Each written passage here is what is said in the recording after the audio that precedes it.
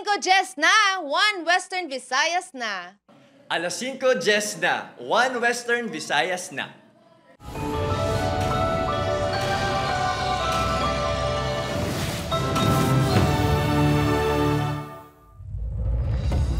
Mga balitang atong tutukan subong nga Martes, Katoliko nga katilingban padayon nga nagakasubo sa pagtaliwan ni Pope Francis. Mga simbahan sa Archdiocese of Haro kag Diocese of Bacolod naghalas ng misa kag pagpangamuyo sa pagtaliwan ni Pope Francis. Pila kay longgong nga personal nga nakita si Pope Francis ginbalikan ng ila makahulugan nga eksperyensya sa nagtaliwan nga Santo Papa. 4 ka drivers nga nagpositibo sa random drug test ng LTO-6 ng Semana Santa, nagpositibo sa confirmatory test ng PDEA-6. 22 anyos nga lalaki, patay matapos ginpulian kastigo sa mag-utod sa Bacolod City. Isa sa mga suspect, menor de edad. Kag drivers ng salakyan nga nag-hit and run sa magpakaisang lalaki nga nakamotorsiklo sa Haro na aresto na. Ini ang GMA Regional TV, 1 Western Visayas.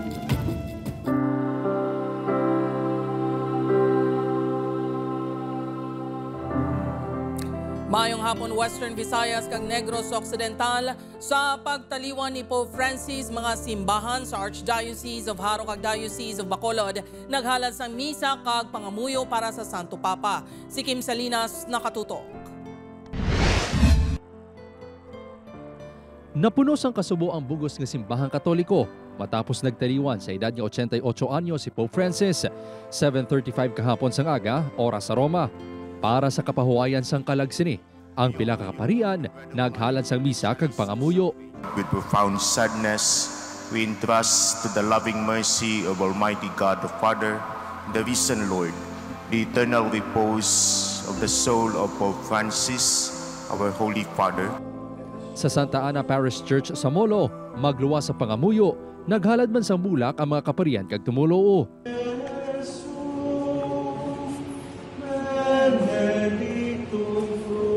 Nagpanawagan man si Haro Archbishop Minifil Billones sa mga tumuloo nga pangamuyuan ang kalag ni Pope Francis. Nagalaom ini nga ang legasiya sang paglaom kapag ulikid sang Santo Papa ang magapabilin sa mga tumuloo. Sa Bacolod City, kadungan sang pagtunog sa lingganay sang San Sebastian Cathedral kahapon, nabatsyagan ang kasubo sa mga tumuloo sang Diocese of Bacolod sa pagtaliwan ni Pope Francis. Suno kay Monsignor Ronald Quijano, magapabilid ang legasiya sang Santo Papa sa mga Bacolod noon. Ginpatunog ang kampanaryo sang San Sebastian Cathedral, panawagan sa mga tao sa pagpangamuyo para sa kapahawian sang iyang kalag. Ang pasalamat sa tanan nga mga kaayuhan nga iyang pakita sa aton. Sa sining bahin sa simbahan, nahamtang ang Memorial Corner para kay Pope Francis. Kung sarin, sarang maghalad sang bulak kag pangamuyo ang mga sumilimba. Kay nasang aga, pilaman ka Bacolod nun ang nagpadulong sa simbahan para maghalad sang pangamuyo. Dako gid kayo pagtuo. Duhugot gid malamang.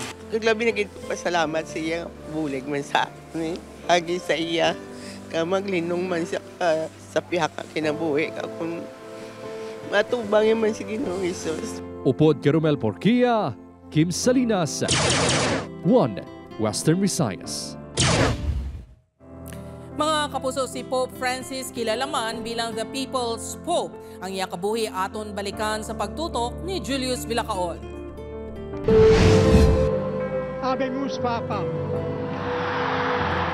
March 13, 2013, ginpili sang Papal Conclave si Cardinal Jorge Mario Bergoglio, nagikan sa Argentina bilang pinakamataas na opisyal sa simbahan Katoliko matapos mag-resign si Pope Benedict XVI. Sa nangin Santo Papa, gingamit ni Jorge ang ngalan nga Francis, pareho kay Saint Francis of Assisi, nga ginpili nga magpangabuhi sang simple. A me fa male quando vedo un prete o una suora con la macchina ultimo modello, ma non si può. Si Pope Francis ang labing una nga Santo Papa nga taga Latin America, una nga Santo Papa nga hindi taga Europa sa sulod sang isa ka milenya, kag una nga Santo Papa nga hindi Jesuita o kon Jesuit. Kilala ini sa iya mga progresibo nga pananawan sa pila ka isyo, pareho sang divorce, kababainhan, kag pagbukas sa iban nga reliyon kag mga LGBTQIA+. Kilala man si Pope Francis bilang the People's Pope. Sang 2015, nagbisita siya sa Pilipinas. Lakip sa iya mga ginpadulungan ang Tacloban Leyte, nga lubos nga nahalitan sang Super Typhoon Yolanda sang 2013. Quise venir para estar con ustedes. Un poco tarde, me dirán, es verdad, pero estoy. Ang ulihin niya nga misa sa Quirino Grandstand antes magbiya sa pungsod. Gintampungan sang anom, tubtob 7 ka milyon katawo. Pinakadako nga PayPal gathering sa bugos nga kalibutan. Muchísimas gracias. Tante grazie. Thank you very much. Maraming salamat po. 76 anyos na si Pope Francis sa mangintag pamuno sang Holy See. Hindi na makatilingala ang panghangkat sa iya ikaayong lawas. Ilabi na nga sa iya early 20s. Ginkaksan siya sang parte sang baga matapos magbatsyag sang severe pneumonia. Magluwas na eksperyensyahan sini nga double pneumonia sang damlag lang. Nag-angkon man inisad to sang sciatic pain sa iya mga tuhod kag batiis. 2 ka beses man siya nga ginoperahan sa tiyan sang 2021 kag 2023. Fratelli e sorelle, vi lascio grazie tante dell'accoglienza. Pregate per me. Julius Bilacaol, 1 Western Visayas. Sa iban pang balita, 4 ka drivers nga nagpositibo sa confirmatory drug test, posible i-revoke ang lisensya sunod sa LTO-6. Pila ka pasahero na alarma nga may mga driver nga positibo sa paggamit ng ilegal nga droga. Si Kim Salinas nakatuto. Pag-isyuhan sang show cause order sang Land Transportation Office 6 ang 4 ka mga driver nga nagpositibo sa random drug test nga ginpatigayon sa bus terminal sa Haro kag Mohon Terminal sang Semana Santa. Ini matapos nga nagpositibo pagit sa confirmatory test sang Philippine Drug Enforcement Agency 6 ang mga natungdan. Posible nga ma-revoke ang lisensya sa mga driver sunod sa LTO 6. Nahibaluan nga sa 4, 2 diri ang modernized jeepney drivers, 1 ka tricycle driver kag 1 ka taxi operator. Well, very disturbing. We have been coordinating with PDEA and doing activities together so far as drug testing is concerned for the past years to ayos ang amonin. Ang ini nga balita ang naghatag sang kakulba sa pila ka mga pasahero bangod sa risgo sini nga dala sa ila pagbiyahe. Kulba man ta kay siyempre gabiyahe man ta mo. Di karon hindi ta mababalaan kung sino sakay ta nga mga driver nga nagagamit sa amusina. Dapat iwas-iwasan gina nila. Kung naga-drug sila, syempre hindi nila makontrol lang nila nga kung pag-drive mo.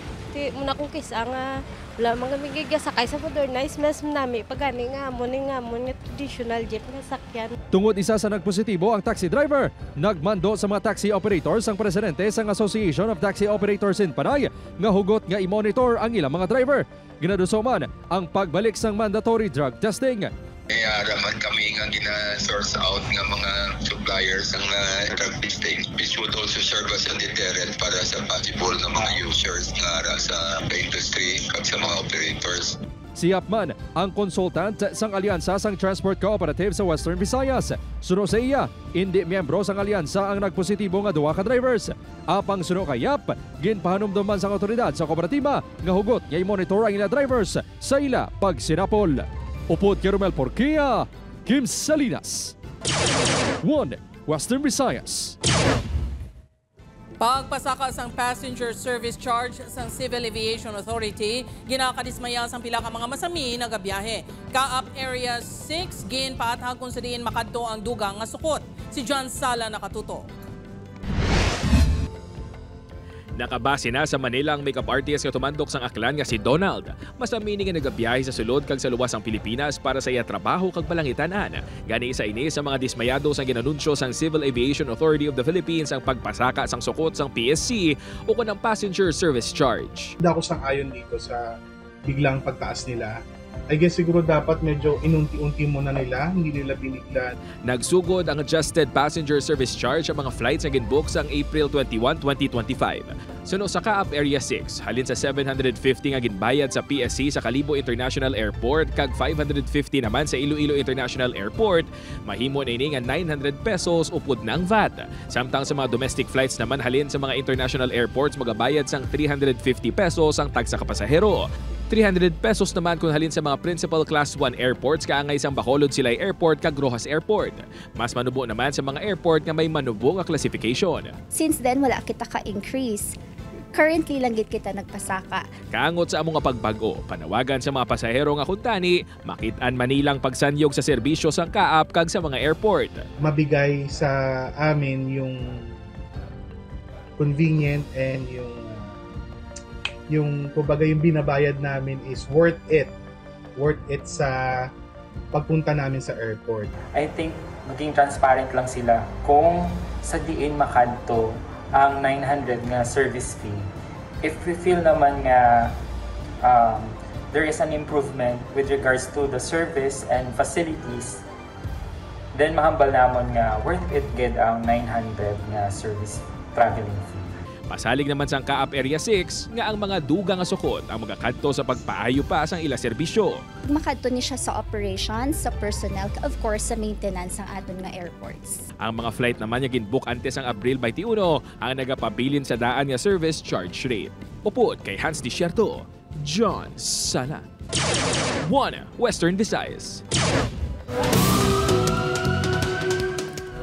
Para sa dugang ang mga balita sa Negros, kag panay mangin kaupod ta, si Adrian Prietos. Adrian? Yes, Jert, mga kapuso, madamong kinasalamat. 22 anyos na lalaki patay matapos pulihan kastigo sang mag-utod sa Bacolod City. Isa sa mga suspect minor de edad. Yaring balita nga itong gintutukan. Abisa nagtambag pa, wala na nasalbar ni Lola Girlie ang kabuhi sa nga po nga si Jude Andrew Lorca. 22 anyos, matapos pulihan kastigo sa mag-utod niya si Alice Jessa. 24 anyos, kag manghod sini nga lalaki niya 17 anyos sa ilang lugar sa Purok Marapara, Barangay Bata, Bacolod City, Lunes ang hapon.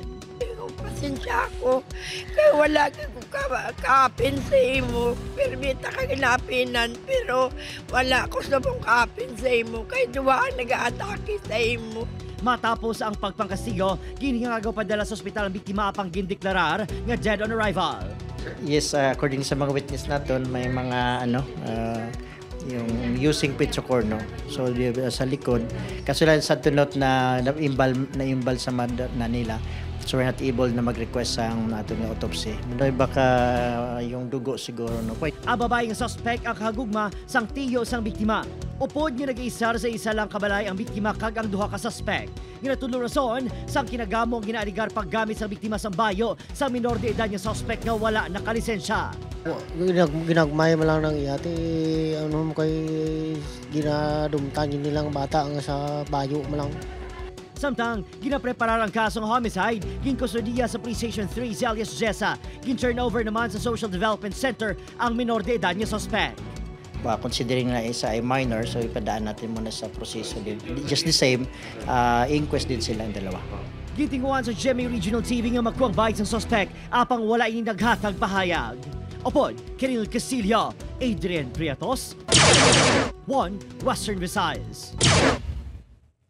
Bantayan, driver sang salakyan nga nag-hit and run sa magpakaisa nga lalaki nga nakamotorsiklo sa Haro na aresto na. Ini ang GMA Regional TV, 1 Western Visayas.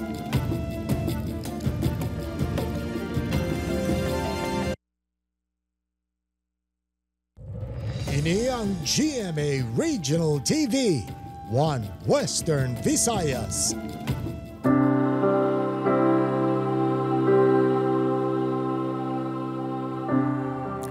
Mga kapuso, Pope Francis may dako nga impluwensya sa pagpanglakaton sa pila ka mga Ilonggo kag kaparian. Ini ang gintutukan ni Kim Salinas live sa Haro Metropolitan Cathedral. Kim?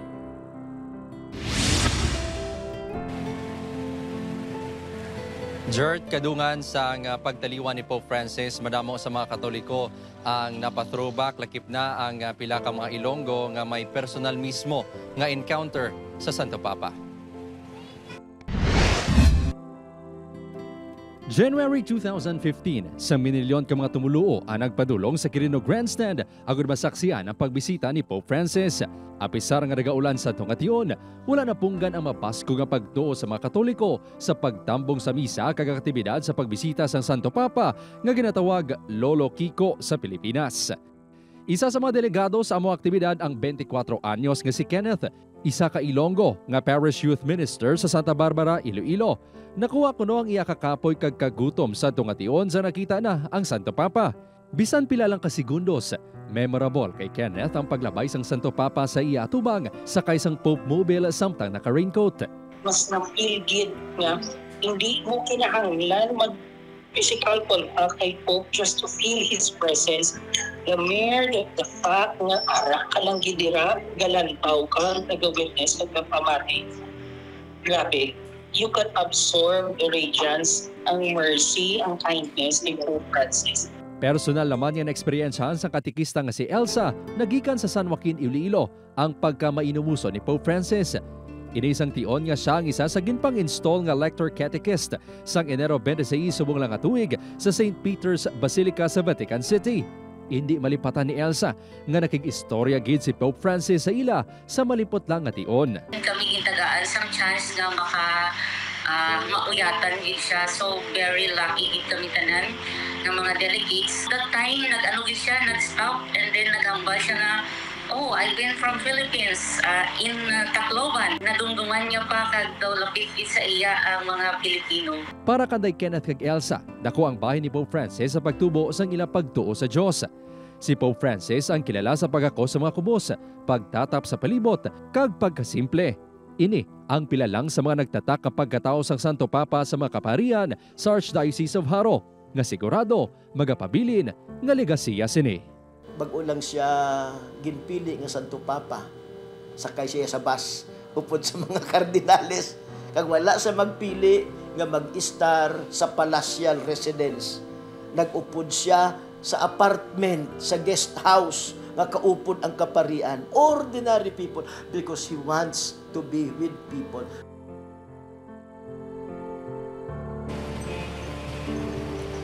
Jert, nagalaom ang mga kaparian nga ang kabuhi ni Pope Francis ang magserbe kuntani nga ehemplo kag inspirasyon sang madamo nga mga Katoliko para sa isa kabalaan nga pagpanglakaton diri sa kalibutan. Jert? Madamo gid nga salamat, Kim Salinas. Mga kapuso, si Pope Francis ang napatay sa edad nga 88 anyos tugas ang stroke nga nagresulta sa pagka-comatose sini kag heart attack sunod sa Vatican. Kasunod sa iya pagtaliwan ang pag-obserbar sa ginatos na katuig nga tradisyon sa ilubong kag sa pagpili sang magabulos nga Santo Papa.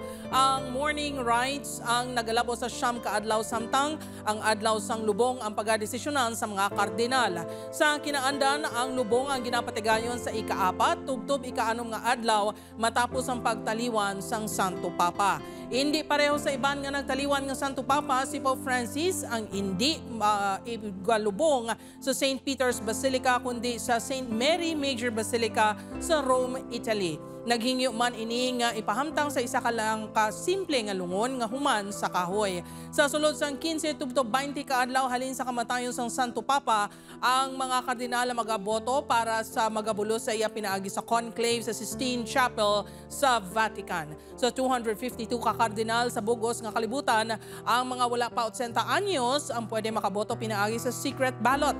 Ang kandidato nga makakuha sang 2/3 plus 1 sang kabugusan nga boto ang mangin masunod nga Santo Papa. Mahibaluan sang publiko nga may bag-o na nga Santo Papa kung may magwa nga puti nga aso sa chimney sang Sistine Chapel. Ini ang pagasundan sang pag-anunsyo sang College of Cardinals sa balkonahe sang St. Peter's Basilica sang Habemus Papam ukon we have a Pope.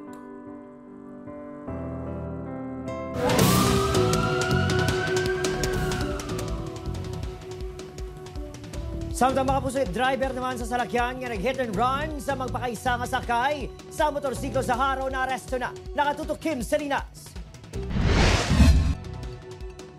Yara na sa paginakop sang Iloilo City Police Traffic Enforcement Unit ang 33 anyos nga driver sang salakyan nga nag-hit and run sa magpakaisa nga nakamotorsiklo sa Barangay Our Lady of Fatima, Haro sang Sabado.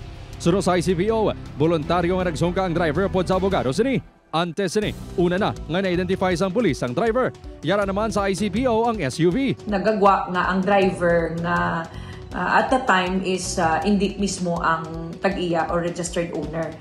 Ang masubo lang sina dira kay gingamit ang salakyan At that time nga wala kabalo ang tagiya. Ang driver ang tinauman sang tagiya sang salakyan nga wala ginhingad lansang kapulisan. Sa pahayag sini sa kapulisan, ginatugyan na lang sini sa abogado ang pagsabat sa piskalya sa rason ko na nga nag-agaw ini sang linya kag nabungguan ang magpakaisa. Desidido nga magpasaka sang kaso ang magpakaisa. Suno sa ila, hindi sila magpareglo bisan sa numan nga kantidad. Mobile kami kaso para yung manangyayang obligasyon sa para sila hindi na mabraliwat sa iba niya. Yung babayaan niya kami. Naman magpareglo sa kwarta? Oo, hindi man. Kwarta na. Importante, justisya man sa inyo? Oo. Kaso nga reckless imprudence resulting in damage to property with physical injuries ang ipasaka batok sa driver. Upot Carmel Porquia, Kim Salinas. 1 Western Visayas.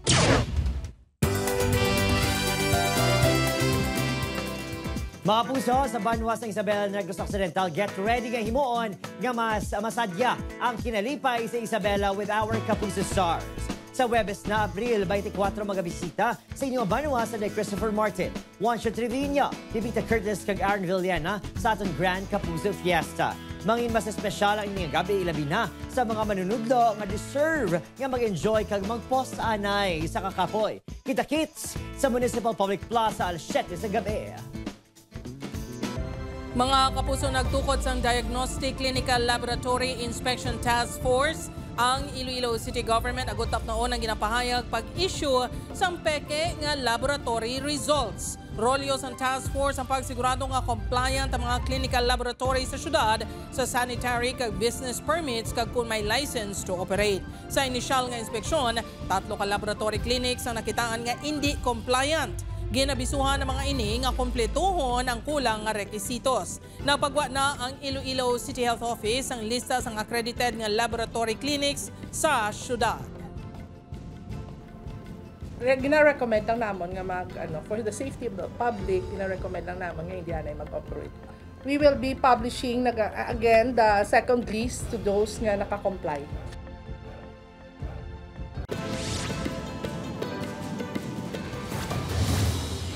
Dako pang 4 ka persona sa ginpatigayon nga raid sa illegal nga pabulang sa Barangay Supa, Tigbawan, Iloilo, Huwebes, Santos ang hapon. Nakuha sa mga sospek ang 2 ka buhi nga inugbulang nga manok, 3 ka box nga sulod lang sa manok, 600 pesos nga bet money kag iban pa. Preso na ang mga arestado kag pasakan sa reklamo nga paglapas sa Republic Act 9287 ukon illegal gambling. Dead on arrival sa ospital ang 41 anyos nga panday nga ginkilala kay Raymond Tuburan matapos sinigilampusan sang kahoy ni Romvic Tumalaytay. Legal sang pangidaron sa barangay Namukon, Tigbawan, Iloilo sang Abril 16 ang gabi. Suno sa kapulisan, antes ang insidente, nagbaisay pa ang biktima kag suspetsado sa telepono tuhoy sa ginaligar illegal nga droga. Ginapahayag nga mabakal kuntani ang biktima sang illegal nga droga sa suspect apang may utang pa ini sa natungdan. Preso na sa karon ang suspect kag pagapasakan sang reklamo nga murder. Dakop naman ang isa ka Jabari employee sang Lambunaw LGU nga si alias Nene Putik sa ginpatigayon nga drug buy-bust operation sa kapulisan sa Barangay Hines, Lambunaw, Iloilo. Nakuha sa subject nga ginakabigman high-value individual ang ginabulubanta 55 gramos ang suspected shabu nga nagabalor sang 374,000 pesos.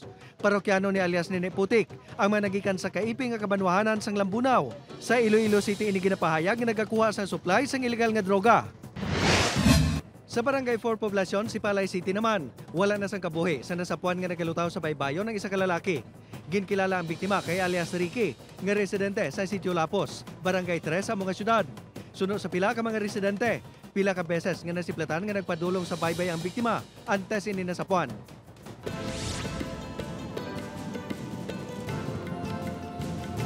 Ini ang GMA Regional TV, 1 Western Visayas. Babusoyara sa anong katonelada sa molasses naglapta sa suba sa banwas ng Binalbaga Negros Occidental. DNR-EMB nagpatigayon na sa investigasyon sa natabo. Yaring balita ang gintutukan ni Aileen Pedreso. Nagpatigayon na sang assessment ang Environmental Management Bureau sa DENR sa natabo nga mula sa spill sa suba sa banwas ng Binalbagan sa Sabado, Abril 19. Makita sa ini nga mga laragway ang mula sa spill nga ginabulubanta naglabot sa 6 ka tonelada. Base sa ginpatigayon nga investigasyon sa Binalbagan LGU, ang naglapta nga molasses ang halin sa leakage sa setting pond sa isa ka sugar milling company sa lugar. Base mo ang supply siguro, tungkol sa hinit, bukal. gaito sila bukal. Duha ka barangay ang ginapahayag apektado sang baho sang molasses. Gilayon nga ginsapol sang LGU ang milling company agud masolusyonan ang paglapta sang molasses sa suba. Sunod sa LGU, nagpasalig ang kumpanya nga sabton ang pagbakal sang bulong nga gamiton agud makuha ang baho tugas sang molasses. Sunod sa Negros Occidental Penro, wala pa sang na-report nga direktang epekto ang molasses spill sa aquatic life sa suba. Apang sa tion nga maglapta kag hindi makontrol ang molasses, posible makahalit ini ilabi na sa mga isda. Matabunan na ang area nga may aquatic life. Patay ginawa siya kung hindi siya ma-expose na yun sa sunlight. Sa dalon, hindi siya matabunan, so mapatayin siya. Gintinguan pa sa GMA Regional TV nga makuha ang bahin sa milling company sa natabo. Upod Geruel Manggoy, Aileen Pedraso. 1 Western Visayas.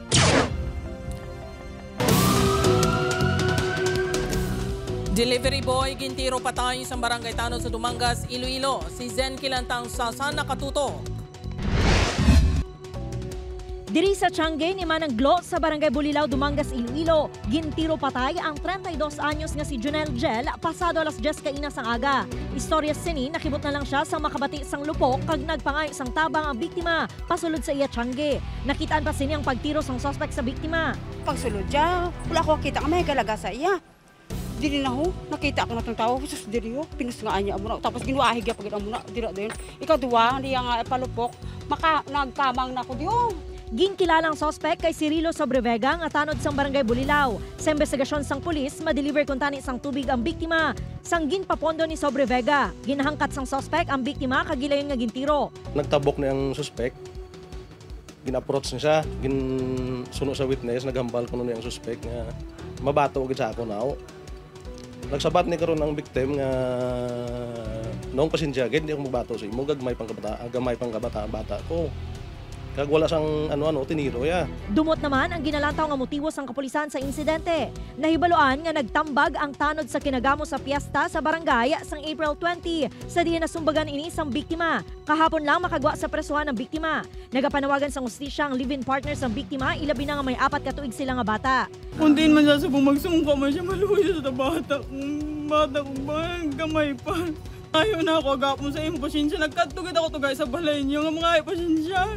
Anong ba mo? Okay man. Nagapabiling nga at large ang barangay Tanod kag ginahanda ang kaso nga murder nga ipasaka batok sa iya. Upod kay Cirilo Randuque, Zen Kilantang Sasa. 1 Western Visayas.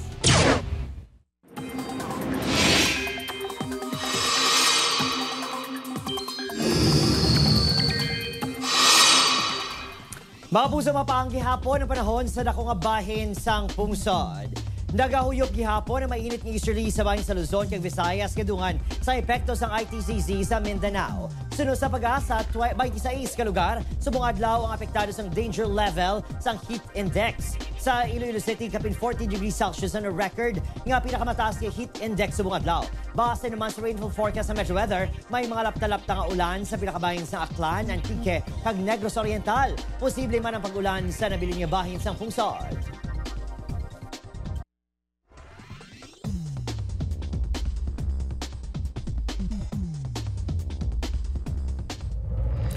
Sa aton mga kapuso diri sa Western Visayas kag Negros Occidental, subong man sa aton mga kapuso abroad, madamo gid nga salamat sa pagtutok. Mag-isa kita kag hibaloon ang mga balita tungod local news matters. Ako si Gertrude Charlotan, ini ang 1 Western Visayas, bugos nga puwersa para sa mas dako nga misyon kag mas masangkad nga pagserbisyo sa pungsod.